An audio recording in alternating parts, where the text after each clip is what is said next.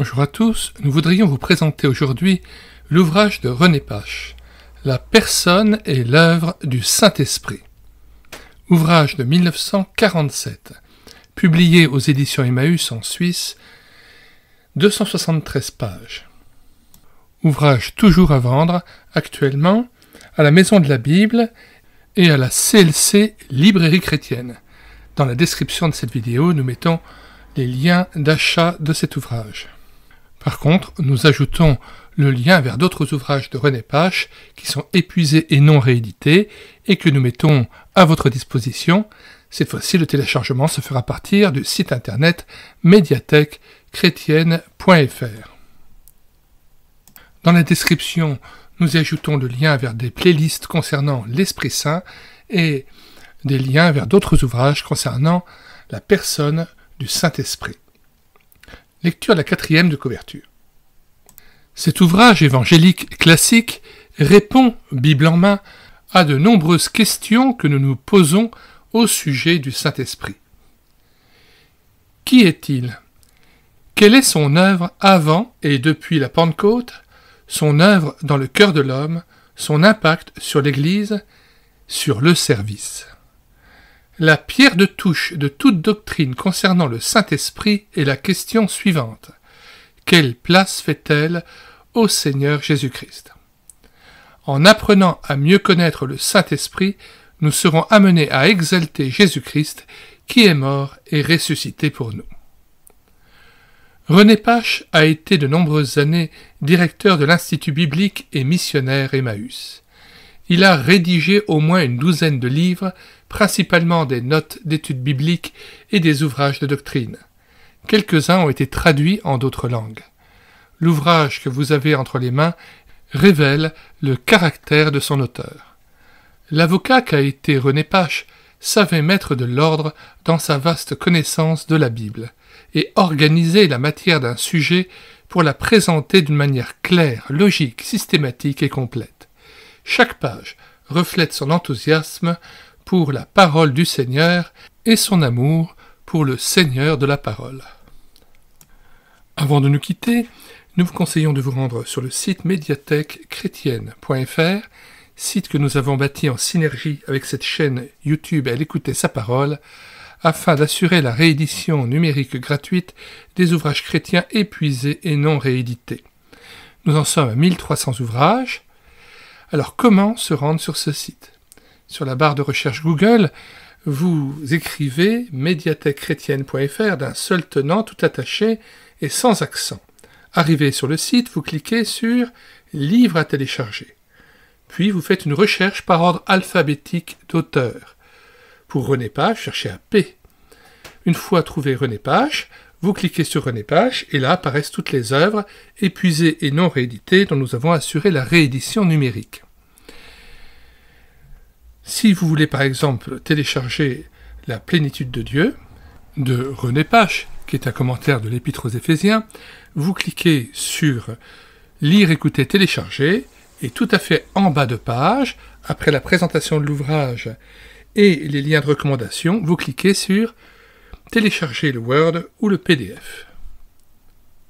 Et l'ouvrage est à vous, gratuitement, immédiatement, sans avoir à vous inscrire sur le site ou à télécharger un quelconque logiciel. Outre ce site internet médiathèquechrétienne.fr, nous vous invitons à vous rendre sur les playlists de cette chaîne YouTube Elle écoutait sa parole. Nous en sommes à plus de 250 playlists de présentation d'ouvrages répartis en différents thèmes, playlists de cantiques mises en parole pour nourrir votre louange individuelle ou en assemblée, playlist de BD tournesol lus et filmés avec caméra de document et playlist de nombreux audiobooks. Nous en sommes à plus de 55 audiobooks que nous avons pris en charge. Si vous voulez connaître les différentes vidéos que nous publions chaque jour sur cette chaîne YouTube, abonnez-vous à cette chaîne. Nous vous disons au revoir et à bientôt pour une prochaine vidéo. René Pache, La personne et l'œuvre du Saint-Esprit. Introduction. Le sujet du Saint-Esprit est d'une importance extrême. Nous avons tous besoin de sa présence et de sa puissance. Sans lui, il nous serait tout à fait impossible de vivre la vie chrétienne et de servir Dieu. Prions donc le Seigneur de nous conduire dans notre étude par l'Esprit même dont nous allons parler et de renouveler notre vie intérieure et notre témoignage par les vérités qu'il nous révélera. Abordons ce sujet sans crainte. Les très nombreux passages qui s'y rapportent dans l'Écriture nous prouvent qu'il existe un enseignement biblique très précis et très complet concernant le Saint-Esprit. Si nous nous en tenons strictement à ce qui est écrit et à tout ce qui est écrit, nous serons gardés de bien des dangers. Notre prière instante est que nous puissions, au cours des pages qui vont suivre, laisser simplement parler la Bible.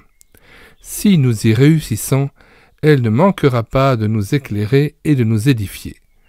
Nous ne voudrions pas, sur un point quelconque, imposer la manière dont nous avons cru comprendre l'Écriture. Nous sommes faillibles, et nous recommandons vivement à nos lecteurs de se mettre, non à notre école, mais à celle du seul docteur qui conduise dans toute la vérité. Si une question leur paraît insuffisamment élucidée, qu'ils reprennent dans leur Bible avec prière tous les passages qui en parlent. Nous n'avons pas toujours pu les citer tous. Dieu certainement accomplira sa promesse et leur donnera, avec la lumière dont ils ont besoin, une conviction qui leur sera personnelle. Nous nous excusons de ce que certains chapitres, en particulier celui sur la réception de l'Esprit, contiennent d'inévitables répétitions. Nous avons été obligés de traiter quelques textes capitaux à diverses reprises et à des points de vue différents pour développer les multiples enseignements qu'ils comportent. Notre but a été de rendre ainsi notre exposé plus clair et plus complet. La pierre de touche de toute doctrine concernant le Saint-Esprit est la question suivante. Quelle place fait-elle au Seigneur Jésus-Christ ? Car le rôle même de l'Esprit est de glorifier le Sauveur, Jean 16, verset 14. Citons le texte, « Il me glorifiera parce qu'il prendra de ce qui est à moi, dit Jésus, en parlant du Consolateur, de l'Esprit Saint, et vous l'annoncera. » Ne craignons donc pas que notre étude nous amène à ne plus donner au Christ la place et l'honneur qui lui sont dus. Au contraire, si nous nous laissons conduire par Dieu, elle ne pourra qu'exalter celui qui seul est mort et ressuscité pour nous. René Pache, la personne et l'œuvre du Saint-Esprit. Première partie, qui est le Saint-Esprit ? Chapitre 1, la personnalité du Saint-Esprit. Qui est le Saint-Esprit ? En nous basant sur Acte 1, verset 8, « Vous recevrez une puissance, le Saint-Esprit survenant sur vous. » Nous pourrions penser que l'Esprit est seulement une puissance, une force venant de Dieu, une bénédiction qu'il nous accorde. Mais il est très facile de démontrer que le Saint-Esprit est plus que cela. Il est une personne. 1. Le Saint-Esprit agit comme une personne. Relevons quelques-unes des actions qui lui sont attribuées et qui ne peuvent être le fait d'une puissance ou d'une chose. Jean 14, verset 17, « Il demeure ». Jean 14, verset 26, « Il enseigne, il rappelle ». Jean 15, verset 26, « Il rend témoignage ». Jean 16, verset 8, « Il convainc de péché ». Jean 16, verset 13, « Il conduit dans la vérité, il entend, il dit, il parle, il annonce ». Acte 1, verset 16, 2 Pierre 1, verset 21. « Il inspire l'Écriture et parle par elle ». Acte 8, verset 29, « Il parle à Philippe ». Acte 13, verset 2, « Il appelle au ministère ». Acte 4, « Il envoie ses ouvriers ». Acte 16, versets 6 à 8, il ne permet pas certaines actions. Et Romains 8, verset 26, il intercède, etc. 2. Il possède les attributs essentiels de la personnalité. L'esprit est doué, par exemple, de volonté. Il donne à chacun ses dons comme il veut. 1 Corinthiens 12, verset 11. De pensée. Dieu connaît quelle est la pensée de l'esprit. Romains 8, verset 27. L'esprit est doué de connaissance. L'esprit connaît et sonde les choses de Dieu. 1 Corinthiens 2, versets 10 à 11. Il est doué de langage. Nous en parlons avec les discours qu'enseigne l'Esprit employant un langage spirituel. 1 Corinthiens 2, verset 13. Il est doué d'amour. Paul exhorte les Romains, par l'amour de l'Esprit, à combattre avec lui. Romains 15, verset 30. Il est doué de bonté. Tu leur donnas ton bon esprit pour les rendre sages. Néhémie 9, verset 20. Troisièmement, les noms qui lui sont donnés révèlent à la fois sa personnalité et sa divinité. Il est appelé l'Esprit. Genèse 6, verset 3. L'Esprit de Dieu. 2 Chroniques 15, verset 1. Il est appelé l'Esprit de l'Éternel.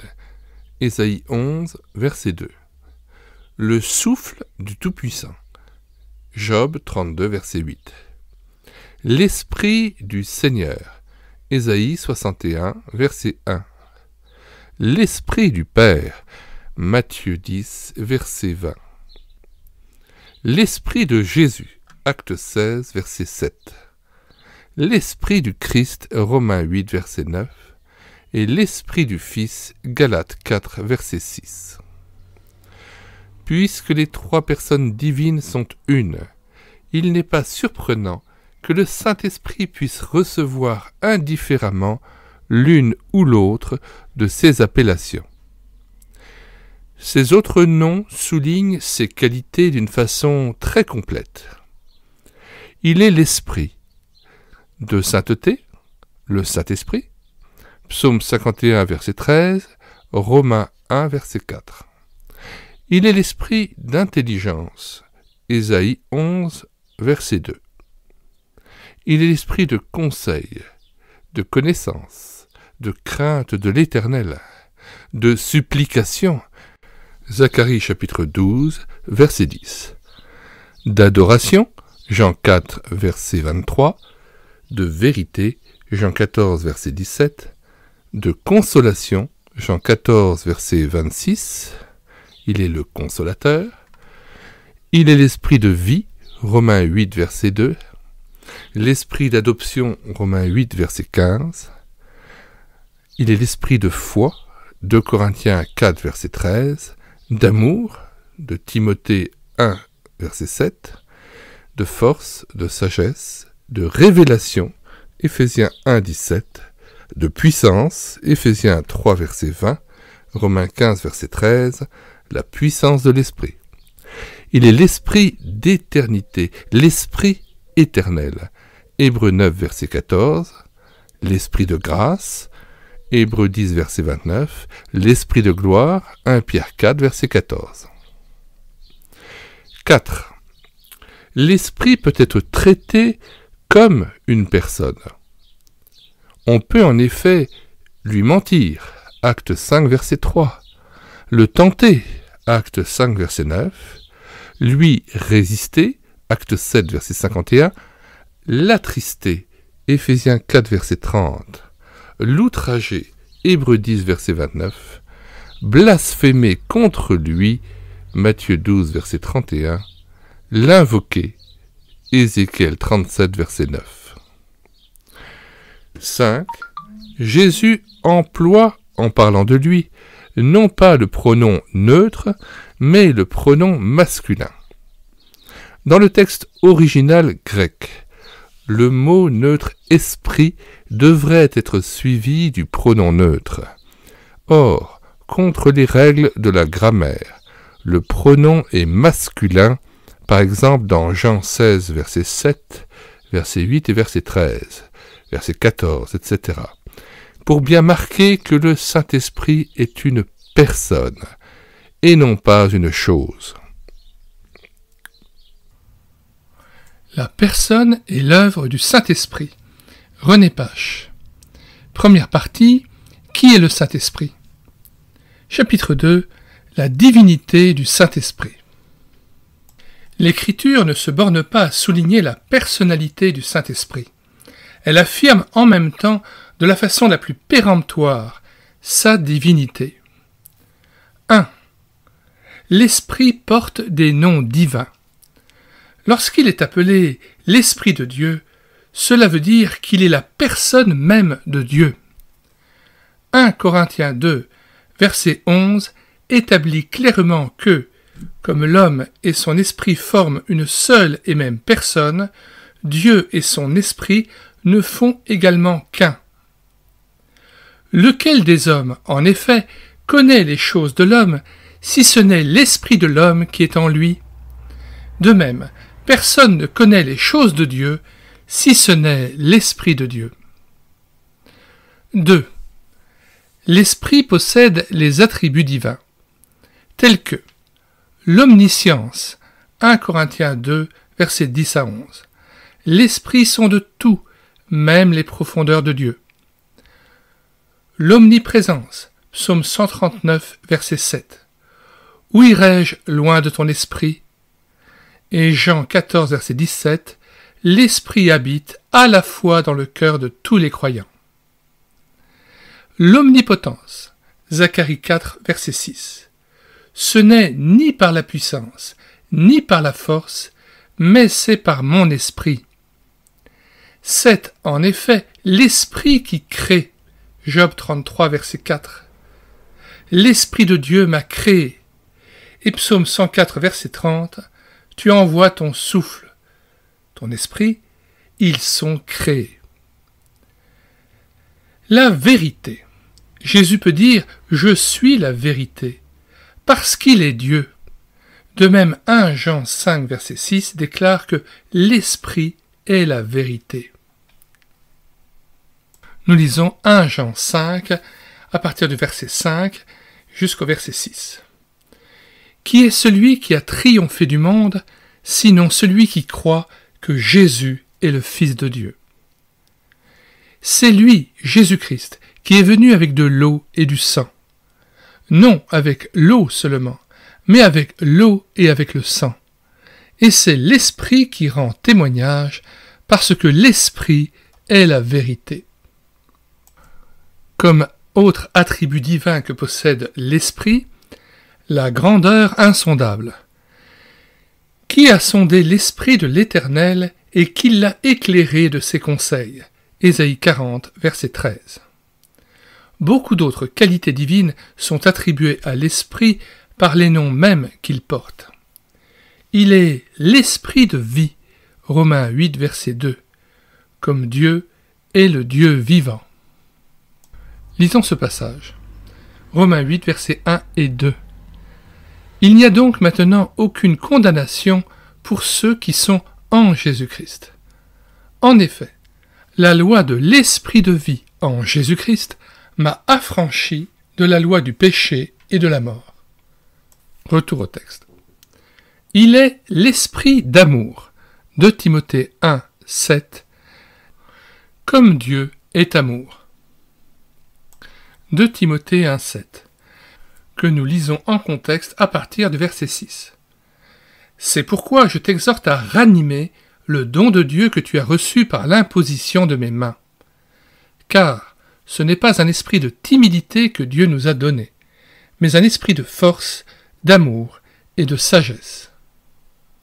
Or, c'est cet esprit de force, d'amour et de sagesse qui permet à Paul de dire au verset 8 et 9 « N'aie donc point honte du témoignage à rendre à notre Seigneur, ni de moi son prisonnier. Mais souffre avec moi pour l'Évangile, par la puissance de Dieu, qui nous a sauvés et nous a adressé une sainte vocation, non à cause de nos œuvres, mais selon son propre dessein et selon la grâce qui nous a été donnée en Jésus-Christ avant les temps éternels, et qui a été manifestée maintenant par l'apparition de notre Sauveur Jésus-Christ, qui a détruit la mort et a mis en évidence la vie et l'immortalité par l'Évangile. Fin de citation, retour au texte. L'Esprit est un esprit de sagesse. De Timothée 1,7, comme Dieu est seul sage. Romains 16, verset 27, etc. 3. L'Esprit est la troisième personne de la Trinité. Relevons tout d'abord que l'Esprit est associé au Père et au Fils et placé sur le même pied qu'eux. Matthieu 28, verset 19. Les disciples doivent baptiser au nom du Père, du Fils et du Saint-Esprit, comme la bénédiction est donnée de leur part à tous les trois. 2 Corinthiens 13, verset 14. Que la grâce du Seigneur Jésus-Christ, l'amour de Dieu et la communication du Saint-Esprit soient avec vous tous. Bon, la traduction est tout à fait mauvaise.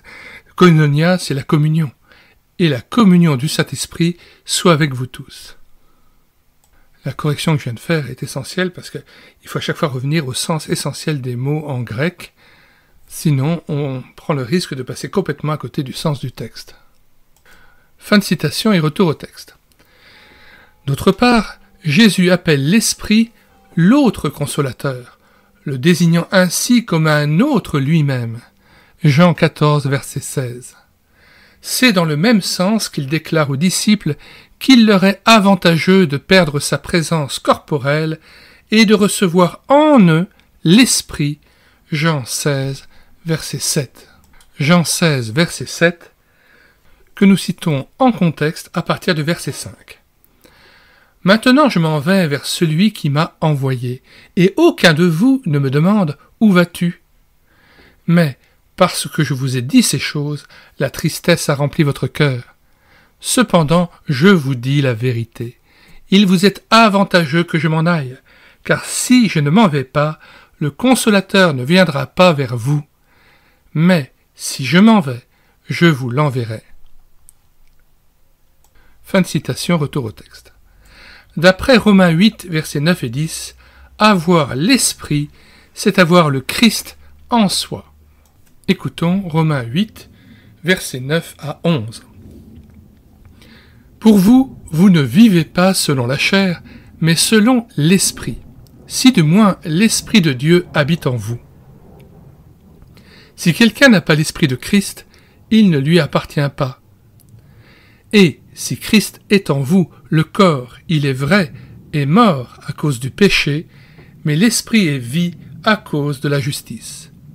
Et si l'Esprit de celui qui a ressuscité Jésus d'entre les morts habite en vous, celui qui a ressuscité Christ d'entre les morts rendra aussi la vie à vos corps mortels par son Esprit qui habite en vous. Fin de citation et retour au texte. L'unité entre les trois personnes divines est si grande que Paul peut dire indifféremment. 1 Corinthiens 6, verset 19. Votre corps est le temple du Saint-Esprit qui est en vous. 1 Corinthiens 3, 16. Vous êtes le temple de Dieu. Colossiens 1, 27. Le Christ en vous. Il est dit dans ce passage que Dieu a voulu faire connaître le mystère parmi les païens, à savoir Christ en vous, l'espérance de la gloire. En effet, Dieu est indivisible, et l'on ne saurait concevoir ni recevoir l'une des trois personnes de la divinité sans les deux autres. Pour beaucoup, cette unité dans la pluralité est incompréhensible et devient même un prétexte pour ne pas croire. Cependant, nous ne devons pas oublier que l'homme lui-même est formé de trois éléments dont l'union intime constitue sa personnalité. L'esprit, l'âme et le corps. 1 Thessaloniciens 5, verset 23. Que nous citons « Que le Dieu de paix vous sanctifie lui-même tout entier, et que tout votre être, l'esprit, l'âme et le corps, soient conservés irrépréhensibles lors de l'avènement de notre Seigneur Jésus-Christ. Celui qui vous a appelé est fidèle, et c'est lui qui le fera. Retour au texte. Ce qui nous paraît admissible pour l'homme l'est à bien plus forte raison pour la divinité. Elle est une aussi, bien que composée de 3 éléments. L'unité des 3 personnes de la Trinité n'empêche pas que chacune d'elles joue un rôle particulier. Le Père est plus grand que tous. Jean 10, verset 29. Lisons ce passage en contexte, verset 27. « Mes brebis entendent ma voix. Je les connais et elles me suivent. Je leur donne la vie éternelle, et elles ne périront jamais, et personne ne les ravira de ma main. Mon Père, qui me les a donnés, est plus grand que tous, et personne ne peut les ravir de la main de mon Père. Moi et le Père, nous sommes un. » Retour au texte. Le Fils ne fait que ce qu'il voit faire au Père et accomplit sa volonté. Jean 5, versets 19 et 30. Le Saint-Esprit est envoyé par le Père et par le Fils. Jean 14, verset 26 et Jean 16, verset 7. Il est donné à la prière du Fils et en son nom, et son rôle est de glorifier ce dernier en mettant sa présence dans le cœur de ses disciples. Jean 14, verset 16. « Et moi, je prierai le Père, et il vous donnera un autre consolateur, afin qu'il demeure éternellement avec vous. » Verset 17. « L'Esprit de vérité que le monde ne peut recevoir, parce qu'il ne le voit point et ne le connaît point. Mais vous, vous le connaissez, car il demeure avec vous, et il sera en vous. » Un peu plus loin, au verset 26, « Mais le Consolateur, l'Esprit Saint, que le Père enverra en mon nom, vous enseignera toutes choses, et vous rappellera tout ce que je vous ai dit. » Je fais juste une parenthèse sur le mot « consolateur ». Paraklétos en grec signifie qu'on appelle à son secours, d'où le nom formé à partir de cet adjectif, avocat, défenseur. Paraklétos signifie aussi intercesseur, d'où le paraclet pour désigner le Saint-Esprit. Paraklésis signifie l'invocation, la prière. Il signifie aussi appel pressant, exhortation, excitation, encouragement. Ce dernier terme, certes, n'est pas le même que paraklétos qui a donné le mot paraclet ou le consolateur, mais il s'en rapproche. De même, l'autre adjectif grec, paraklétikos, qui veut dire propre à exhorter, à exciter, à encourager, à. Tous ces termes viennent de la racine parakaleo, de ce verbe qui veut dire appeler auprès de soi, avec comme autre sens appeler à son secours, prier, invoquer, exhorter et enfin consoler. Nous lisons maintenant Jean 16, versets 13 à 15. « Quand le Consolateur sera venu, l'Esprit de vérité, il vous conduira dans toute la vérité, car il ne parlera pas de lui-même, mais il dira tout ce qu'il aura entendu, et il vous annoncera les choses à venir. Il me glorifiera, parce qu'il prendra de ce qui est à moi, et vous l'annoncera. Tout ce que le Père a est à moi. C'est pourquoi j'ai dit qu'il prend de ce qui est à moi et qu'il vous l'annoncera. » Retour au texte. D'autre part, l'unité entre le Fils et l'Esprit est marquée par le fait que l'attitude adoptée par les hommes vis-à-vis de l'un détermine celle qu'ils prennent vis-à-vis de l'autre. Celui qui rejette le Christ résiste au Saint-Esprit. Celui qui accepte le Sauveur reçoit le Saint-Esprit. Celui qui se livre entièrement à Jésus est employé par le Saint-Esprit. 4. Le Saint-Esprit, c'est Dieu lui-même. En résumé, nous pouvons affirmer la divinité essentielle du Saint-Esprit. C'est d'ailleurs ce que proclament formellement les textes suivants. 2 Corinthiens 3, verset 17, « Le Seigneur, c'est l'Esprit. » Écoutons ce passage, 2 Corinthiens 3, verset 15, à 18. Jusqu'à ce jour, quand on lit Moïse, un voile est jeté sur leur cœur. Mais lorsque les cœurs se convertissent au Seigneur, le voile est ôté. Or, le Seigneur, c'est l'Esprit, et là où est l'Esprit du Seigneur, là est la liberté. Nous tous qui, le visage découvert, contemplons comme dans un miroir la gloire du Seigneur, nous sommes transformés en la même image, de gloire en gloire, comme par le Seigneur, l'Esprit. Retour au texte. Autre passage proclamant formellement la divinité essentielle du Saint-Esprit, Jean 4, verset 24, « Dieu est esprit ». Nous lisons dès le verset 23, « Mais l'heure vient, et elle est déjà venue, où les vrais adorateurs adoreront le Père en esprit et en vérité. Car ce sont là les adorateurs que le Père demande. Dieu est esprit, et il faut que ceux qui l'adorent en esprit et en vérité. » Fin de citation, retour au texte. Et puis l'autre passage, cité par René Pache comme proclamant formellement la divinité du Saint-Esprit, c'est Actes 5, versets 3 et 4, c'est l'épisode du jugement d'Ananias et Saphira. Mentir au Saint-Esprit, c'est mentir à Dieu lui-même. Acte 5, verset 3. Pierre lui dit, Ananias, pourquoi Satan a-t-il rempli ton cœur au point que tu mentes au Saint-Esprit et que tu aies retenu une partie du prix du champ? S'il n'eût pas été vendu, ne te restait-il pas? Et, après qu'il a été vendu, le prix n'était-il pas à ta disposition? Comment as-tu pu mettre en ton cœur un pareil dessein? Ce n'est pas à des hommes que tu as menti, mais à Dieu. D'autres passages du Nouveau Testament attribuent directement à l'Esprit des paroles ou des actes qui, dans l'Ancien, étaient attribués à Dieu. A. Exode 17, versets 2 à 7. Moïse dit au peuple, « Pourquoi tentez-vous l'Éternel » Il donna à ce lieu le nom de Massa et Mériba, parce qu'ils avaient tenté l'Éternel. Hébreux 3, versets 7 à 11. Selon ce que dit le Saint-Esprit, aujourd'hui, si vous entendez sa voix, n'endurcissez pas vos cœurs comme lors de la révolte, où vos pères me tentèrent pour m'éprouver. B. Ésaïe 6, versets 8 à 10.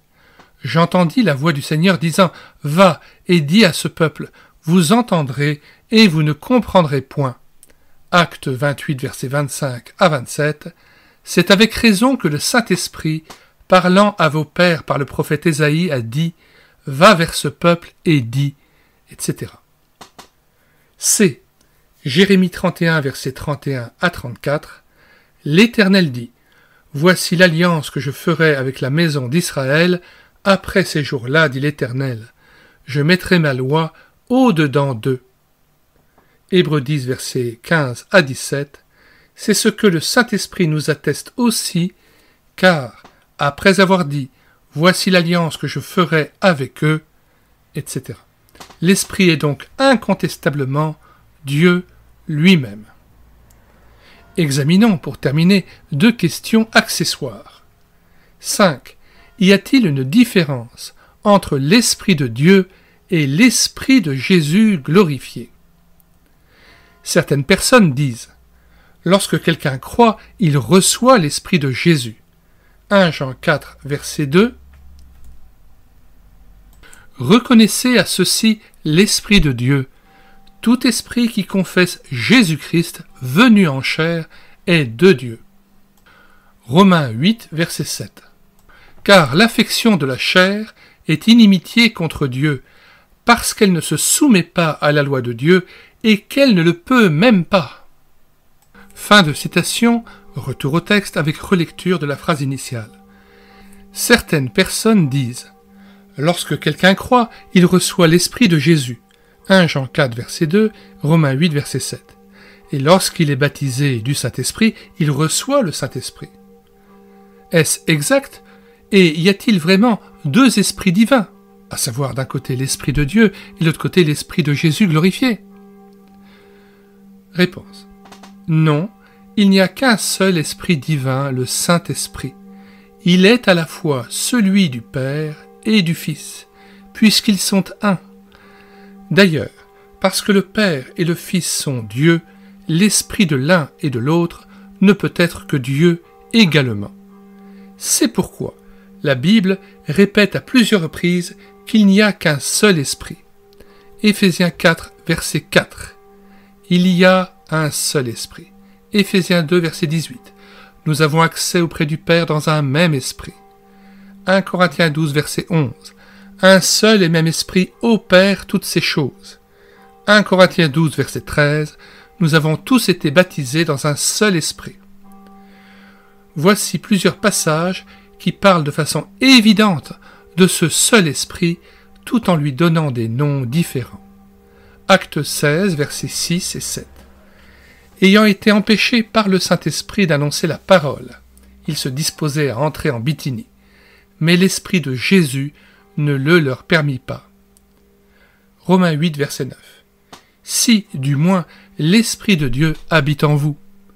Si quelqu'un n'a pas l'Esprit du Christ, il ne lui appartient pas. Romains 8, verset 14. Tous ceux qui sont conduits par l'Esprit de Dieu sont fils de Dieu.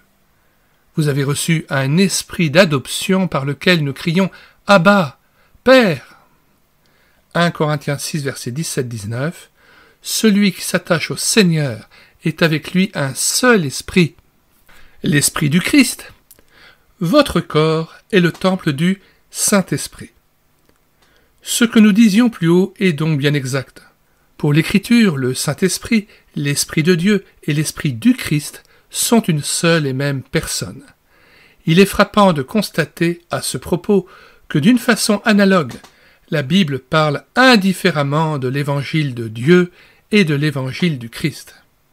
Romains 1, verset 1, « Mis à part pour annoncer l'Évangile de Dieu » Romains 1, verset 9, « Dieu que je sers en mon esprit dans l'Évangile de son Fils » Romains 15, verset 16, « M'acquittant du divin service de l'Évangile de Dieu » Romains 15, verset 19, « J'ai abondamment répandu l'Évangile du Christ » Ou encore, il est fait mention de la grâce de Dieu, Galates 2, verset 21, Galates 4, verset 7, et de la grâce du Christ, Galates 1, verset 6, et Galates 6, verset 18. Et pourtant, il ne viendrait à l'esprit de personne de dire qu'il y a deux sortes d'évangiles et deux sortes de grâce. 6. S'il n'y a qu'un esprit, pourquoi l'Apocalypse, chapitre 1, verset 4, chapitre 3, verset 1, chapitre 4, verset 5 et chapitre 5, verset 6, parle-t-elle des 7 esprits de Dieu? En face de tous les passages qui démontrent l'unité de l'esprit, cette expression ne peut signifier qu'il y en a 7 différents. Pour la comprendre, rappelons-nous que l'Apocalypse emploie souvent un langage symbolique. Dans ce langage, le chiffre 7 signifie de façon constante, comme déjà dans l'Ancien Testament, la plénitude et la perfection. Dans Apocalypse 5, verset 6, l'agneau immolé a 7 cornes et 7 yeux, qui sont les 7 esprits de Dieu. C'est une allusion à la puissance et à la connaissance parfaite que lui donne l'esprit qu'il possède sans mesure. Jean 3, verset 34. Car celui que Dieu a envoyé dit les paroles de Dieu, parce que Dieu ne lui donne pas l'esprit avec mesure. Il serait bon néanmoins de lire ce passage dans son contexte à partir du verset 31 jusqu'au verset 36. Celui qui vient d'en haut est au-dessus de tous. Celui qui est de la terre est de la terre et il parle comme étant de la terre. Celui qui vient du ciel est au-dessus de tous. Il rend témoignage de ce qu'il a vu et entendu et personne ne reçoit son témoignage. Celui qui a reçu son témoignage a certifié que Dieu est vrai. Car celui que Dieu a envoyé dit les paroles de Dieu parce que Dieu ne lui donne pas l'esprit avec mesure. Le Père aime le Fils et il a remis toutes choses entre ses mains. Celui qui croit au Fils a la vie éternelle. Celui qui ne croit pas au Fils ne verra point la vie, mais la colère de Dieu demeure sur lui. » Fin de citation, retour au texte. Le fait que le Saint-Esprit, dans sa plénitude parfaite, reste unique est prouvé encore par Apocalypse 1, versets 4 et 5.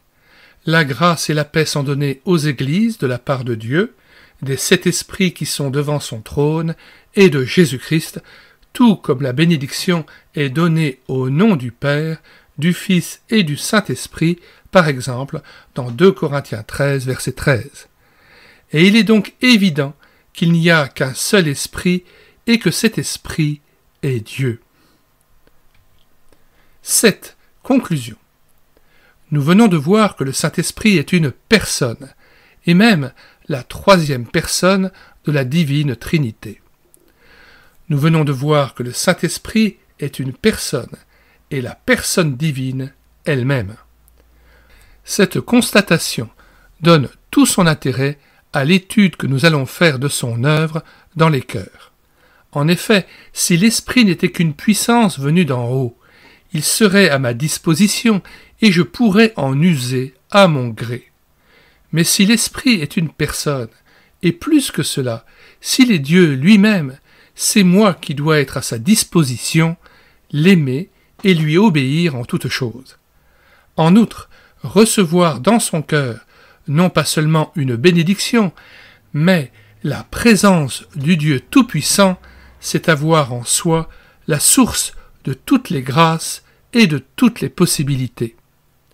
Gardons-nous donc de méconnaître le véritable caractère du Saint-Esprit.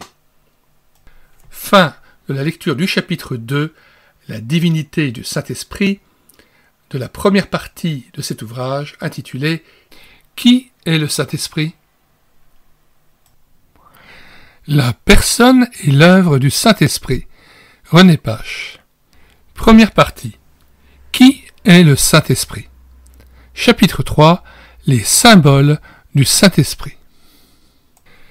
L'Écriture emploie les symboles suivants pour figurer l'Esprit et nous faire mieux comprendre soit sa personne, soit son œuvre. 1. Le souffle ou le vent. Dans la langue originale, le mot « esprit » veut dire aussi « souffle ». D'après Genèse 2, verset 7, Dieu communique à Adam un souffle de vie, comme il donnera plus tard à l'homme nouveau le souffle de l'esprit. Nous lisons dans Job 32, verset 8, « Dans l'homme, c'est l'esprit, le souffle du Tout-Puissant qui donne l'intelligence. » Et dans Job 33, verset 4, « L'Esprit de Dieu m'a créé, et le souffle du Tout-Puissant m'anime. » Ézéchiel prophétise et dit « Esprit, viens des 4 vents, souffle sur ces morts. » Chapitre 37, verset 9. Jésus lui-même, lorsqu'il parle de l'œuvre régénératrice de l'Esprit, dit « Le vent souffle où il veut, et tu en entends le bruit. Mais tu ne sais d'où il vient, ni où il va. » Jean 3, verset 8. Puis, lorsqu'il envoie ses disciples, il souffle sur eux et leur dit « Recevez le Saint-Esprit. » Jean 20, verset 22. Enfin, lorsque l'Esprit lui-même descend à la Pentecôte, il est accompagné par un bruit comme celui d'un vent impétueux qui remplit toute la maison où sont assis les disciples. Acte 2, verset 2. Que veut dire ce symbole? Les passages ci-dessus nous permettent de penser qu'il souligne l'action impétueuse, invisible et imprévisible de l'Esprit. Il montre aussi que cette action est céleste, qu'elle vient d'en haut, qu'elle est souveraine et infiniment au-dessus de l'homme. Enfin, si l'Esprit est appelé le souffle du Tout-Puissant, c'est qu'il est son émanation directe, sa présence même manifestée. Puisque nous parlons de l'action impétueuse de l'Esprit, il nous semble intéressant de citer ici des passages qui l'illustrent d'une façon particulière. L'Esprit m'enleva entre la terre et le ciel, et il me transporta dans des visions divines à Jérusalem. L'Esprit m'enleva et me transporta à la porte orientale. Alors l'Esprit de l'Éternel tomba sur moi, et il me dit, Ézéchiel 8, verset 3, Ézéchiel 11, versets 1 et 5. L'Esprit du Seigneur enleva Philippe, qui se trouva dans Azote, acte 8, versets 39 et 40.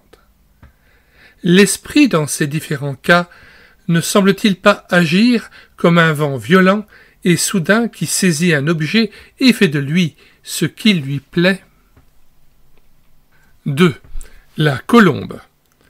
Pendant que Jésus était baptisé par Jean-Baptiste, le Saint-Esprit descendit sur lui sous une forme corporelle comme une colombe. Luc 3, verset 22. Certains ont pensé que la colombe lâchée par Noé lorsqu'il était dans l'arche, Genèse 8, versets 8 à 12, était aussi une image du Saint-Esprit. Sur la terre souillée et dévastée à cause du péché, l'Esprit ne pouvant trouver un endroit pur où habiter, vient se poser en Christ, représenté par l'arche du salut. Lorsque le jugement touche à sa fin, l'Esprit enlève de la terre l'Église comme les prémices de l'humanité, de même que la colombe emporte un rameau d'olivier dans son bec. Puis, lorsque les temps sont parfaitement accomplis, l'Esprit peut se répandre sur toute la terre qui sera effectivement, pendant le millénium, remplie de la connaissance de l'Éternel, comme le fond de la mer par les eaux qui la couvrent. Le corbeau, oiseau impur qui se nourrit de cadavres, serait une image de la chair qui se complaît au milieu de toutes les souillures. Pourquoi l'Écriture emploie-t-elle cette image? Sans doute pour nous rappeler que, comme la colombe, le Saint-Esprit se caractérise par la douceur, la tendresse et la pureté. Il ne possède pas seulement la puissance irrésistible, il est aussi un esprit d'amour, de grâce, de consolation et d'innocence. 3. L'huile. Constamment, le Nouveau Testament parle de l'onction du Saint-Esprit. Jésus s'attribue la parole d'Ésaïe « L'Esprit du Seigneur est sur moi parce qu'il m'a oint ». Luc 4, verset 18. Pierre dit dans Acte 10, verset 38 « Dieu a oint du Saint-Esprit et de force Jésus de Nazareth ». L'Épître aux Hébreux ajoute « Ô Dieu, ton Dieu t'a oint d'une huile de joie ». Chapitre 1, verset 9. Enfin, Paul et Jean déclarent « Celui qui nous a oint, c'est Dieu ». 2 Corinthiens 1, 21. Vous avez reçu l'onction de la part de celui qui est saint, et vous avez tous de la connaissance. 1 Jean 2, verset 20. Tous ces passages sont des allusions à l'onction d'huile prescrite dans l'Ancien Testament pour les sacrificateurs, les prophètes et les rois. Le Saint-Esprit donne donc la préparation indispensable au ministère. Acte 1, verset 8. Mais vous recevrez une puissance, le Saint-Esprit survenant sur vous, et vous serez mes témoins à Jérusalem, dans toute la Judée, dans la Samarie, et jusqu'aux extrémités de la terre. D'autre part, il semble bien que l'huile, mise si soigneusement dans leurs lampes par les vierges sages, Matthieu 25, verset 4, représente aussi l'Esprit sans lequel nul n'est au Christ. Romains 8, verset 9 que nous lisons.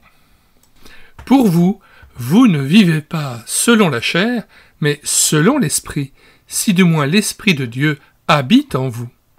Si quelqu'un n'a pas l'Esprit de Christ, il ne lui appartient pas. Dans l'Ancien Testament, l'huile sainte éclairait seule et continuellement le tabernacle où se rendait le culte et où la personne et l'œuvre du Christ étaient tout entière symbolisées. Exode 27, versets 20 et 21. De même, l'Esprit illumine et glorifie le Christ à nos yeux, il nous donne l'intelligence des vérités célestes et nous permet de rendre le culte en esprit et en vérité. Jean 16, verset 14. En parlant de l'Esprit de vérité, du Saint-Esprit, Christ dit « Il me glorifiera parce qu'il prendra de ce qui est à moi et vous l'annoncera. » 1 Jean 2, verset 27. Pour vous, l'onction que vous avez reçue de lui demeure en vous, et vous n'avez pas besoin qu'on vous enseigne. Mais, comme son onction vous enseigne toute chose, et qu'elle est véritable, et qu'elle n'est point un mensonge, demeurez en lui selon les enseignements qu'elle vous a donnés. Philippiens 3, verset 3. Car les circoncis, c'est nous qui rendons à Dieu notre culte par l'Esprit de Dieu, qui nous glorifions en Jésus-Christ et qui ne mettons point notre confiance en la chair. Selon Lévitique 14, verset 17 et 8, verset 30, l'huile était employée par-dessus le sang pour sanctifier les lépreux et les sacrificateurs. De même, nous, pécheurs appelés à servir le Dieu vivant, nous sommes sanctifiés par le sang de la croix et par la puissance de l'Esprit. Romains 8, versets 2 et 3. Que nous citons à partir du verset 1. Il n'y a donc maintenant aucune condamnation pour ceux qui sont en Jésus-Christ. En effet, la loi de l'Esprit de vie en Jésus-Christ m'a affranchi de la loi du péché et de la mort. Car, chose impossible à la loi, parce que la chair la rendait sans force, Dieu a condamné le péché dans la chair en envoyant, à cause du péché, son propre Fils dans une chair semblable à celle du péché. Et cela, afin que la justice de la loi fût accomplie en nous, qui marchons non selon la chair, mais selon l'Esprit. Enfin, Zacharie 4, versets 2 à 14, nous donne une magnifique illustration de la source de l'huile divine, de son renouvellement constant et de la lumière qu'elle produit. Et la conclusion que le Seigneur en tire est « Ce n'est ni par la puissance, ni par la force, mais c'est par mon esprit, dit l'Éternel des armées. » 4. Le feu.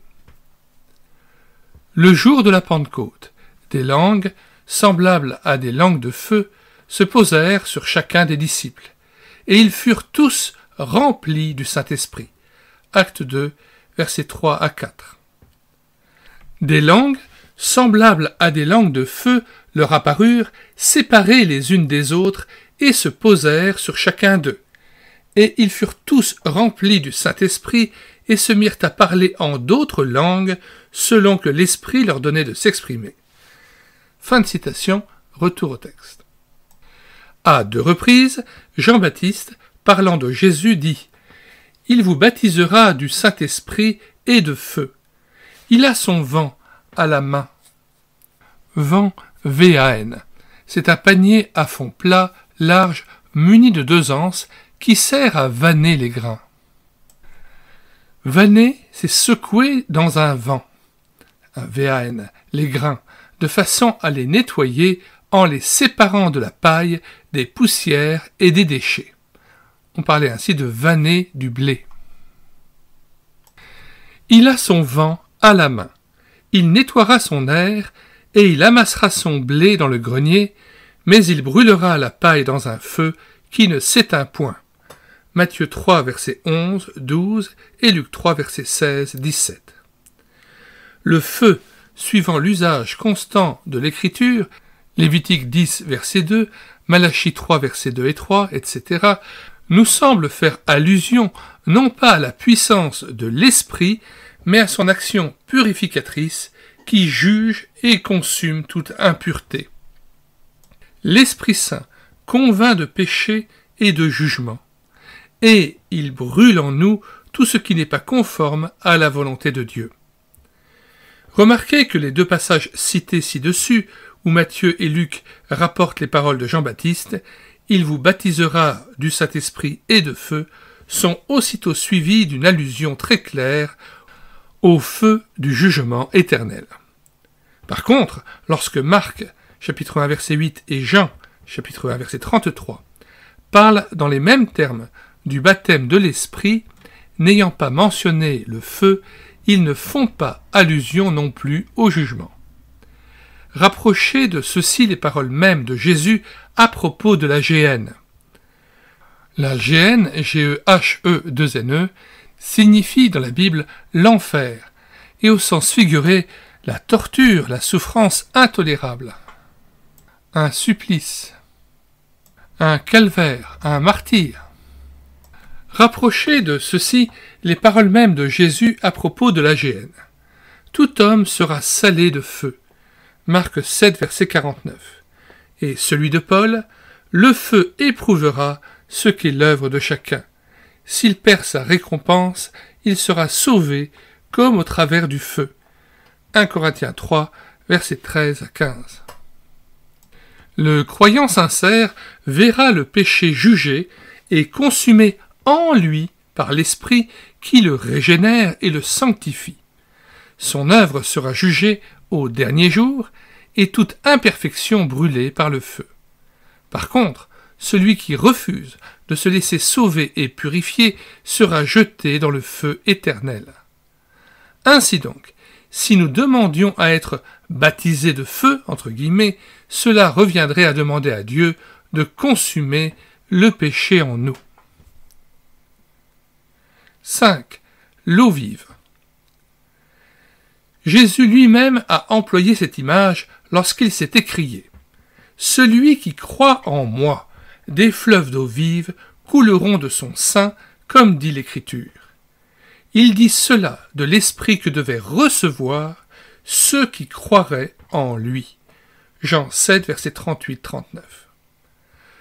Le Sauveur déclare aussi à la Samaritaine, parlant certainement de l'Esprit qui vient habiter dans le cœur du croyant, « L'eau que je lui donnerai deviendra en lui une source d'eau qui jaillira jusque dans la vie éternelle. » Jean 4, verset 14.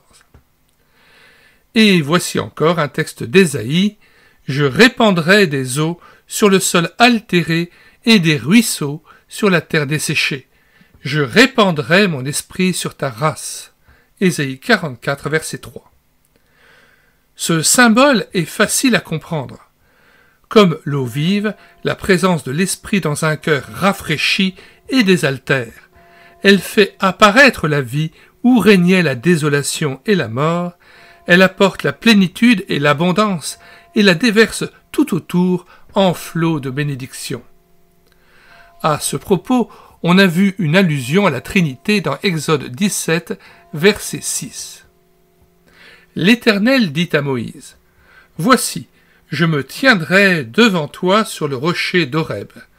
Tu frapperas le rocher, et il en sortira de l'eau, et le peuple boira. » Ce rocher, frappé pour le salut du peuple, c'était le Christ, nous dit expressément Paul, 1 Corinthiens 10, verset 4. Ils ont tous bu le même breuvage spirituel, car ils buvaient à un rocher spirituel qui les suivait, et ce rocher était Christ. Fin de citation, retour au texte. Quant à l'eau vive, nous venons de voir qu'elle représente souvent le Saint-Esprit. Saisissante image de la façon dont les trois personnes divines collaborent à l'œuvre de notre salut. 6. Le sceau, S-C-E-A-U.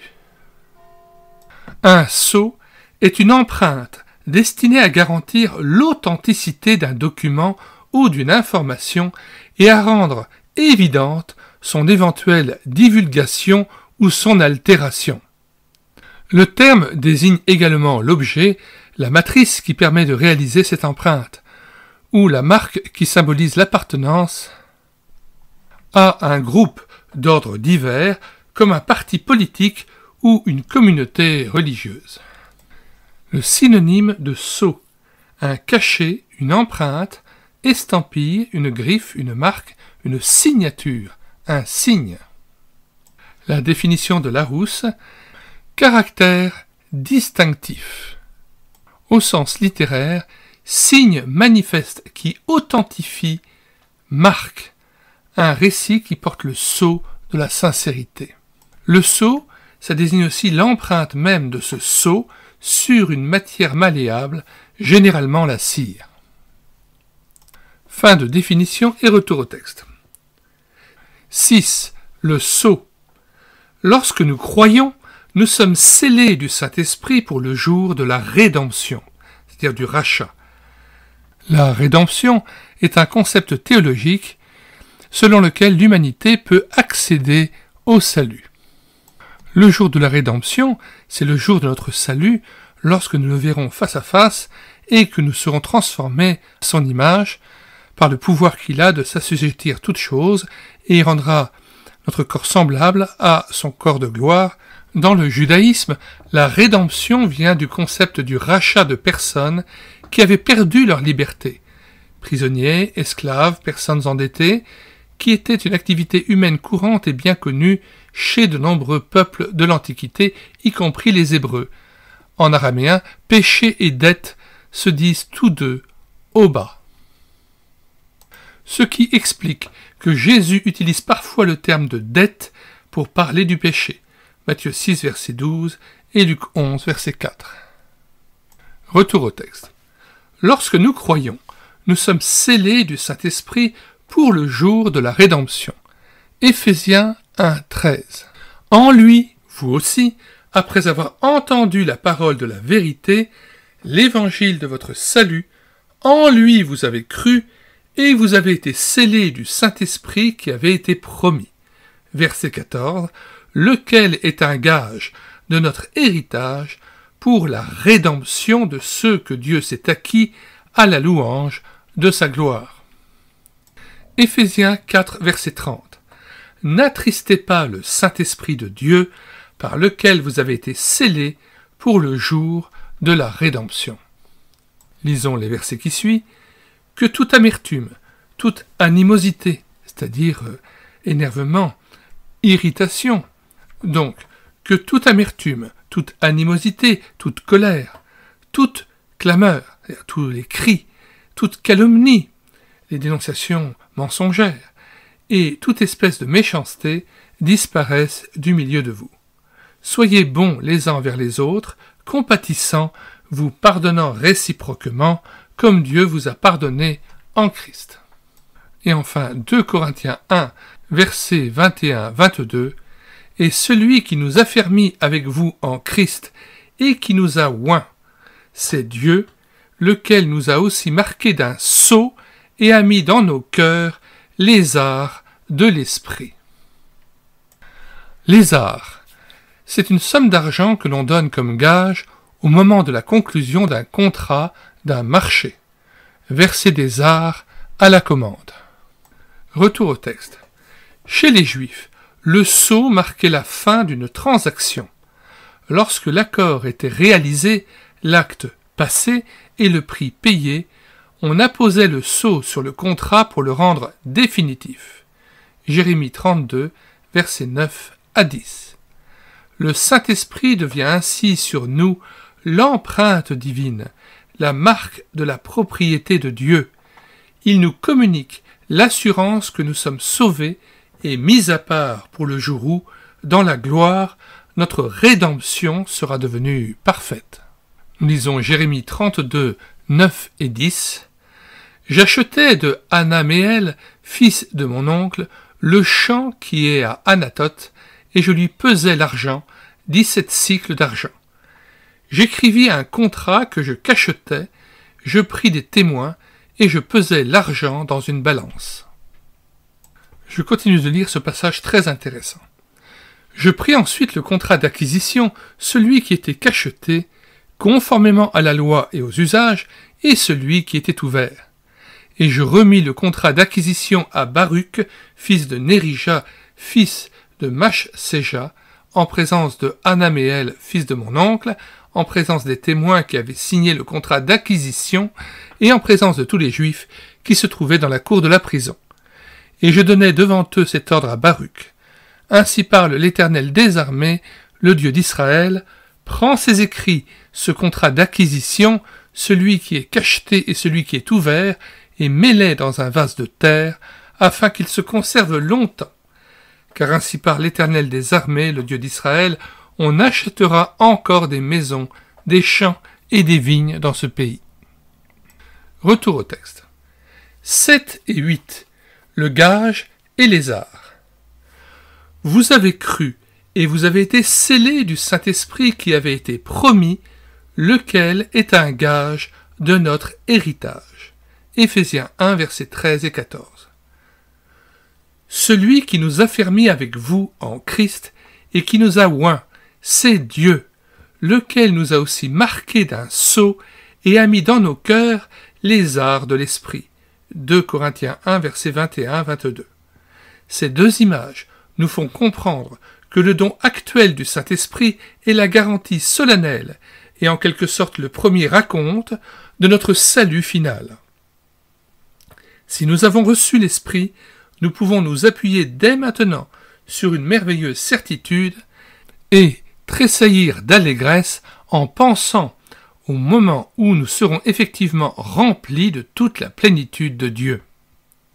En terminant ce chapitre sur les symboles du Saint-Esprit, remercions Dieu de nous avoir fait mieux comprendre par de telles images plusieurs précieuses vérités et efforçons-nous de les réaliser par la foi.